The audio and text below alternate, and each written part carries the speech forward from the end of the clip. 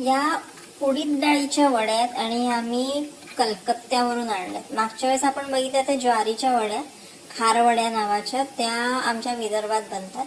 या मी कलकत्त्यावरून आणल्या या उडीद डाळीच्या वड्या.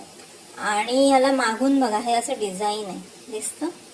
तर हे डिझाईन असं काही पाडलेलं नाही आहे त्यांनी हाताने.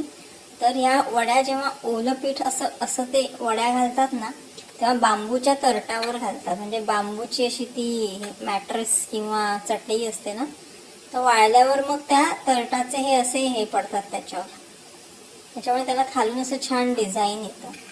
तर आणि ह्याच्यात तुम्ही बघा, ह्याच्यात बघूनच कळतं ह्याच्यात काय काय घातलेलं आहे.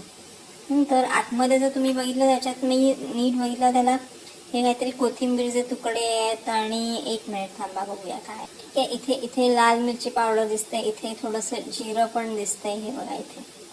ठीक आहे, आणि मी ऑलरेडी खाऊन बघितलंय, ह्याच्यात हलकी हलकी मेथी पण मला लागली. तर आणि एक सोफ्याची पण चव आली मला ह्याच्यात. तर आणि हे खायचं कसं, तर शॅलो फ्राय करून खायचं किंवा भाजून खायचं. तर आता बघूया, दोन्ही पद्धतीने बघूया. तर आज पहिल्यांदा मी हिला भाजून घेतली आहे. ही बघा, दोन्ही बाजूने अशी छान भाजली गेली आहे. ही खालची बाजू आहे आणि ही वरची बाजू आहे, दोन्हीकडून ही छान भाजली गेली आहे, क्रिस्पी क्रिस्पी. आता टेस्ट क्रिस्पी झाली आहे ही एकदम, म्हणजे अशी तुटते आहे, खुसखुस खुसखुस अशी. आणि हे चवीला प्रचंड उत्तम आहे. It's awesome. म्हणजे आमच्या खारवड्यांपेक्षा पण ही जास्त टेस्टी आहे असं मी सांगू शकतो. बंगाली ही कोलकात्याहून आणलेली उडीद डाळीची वडी. आणि ह्याच्यात प्रॉमिनंट अशी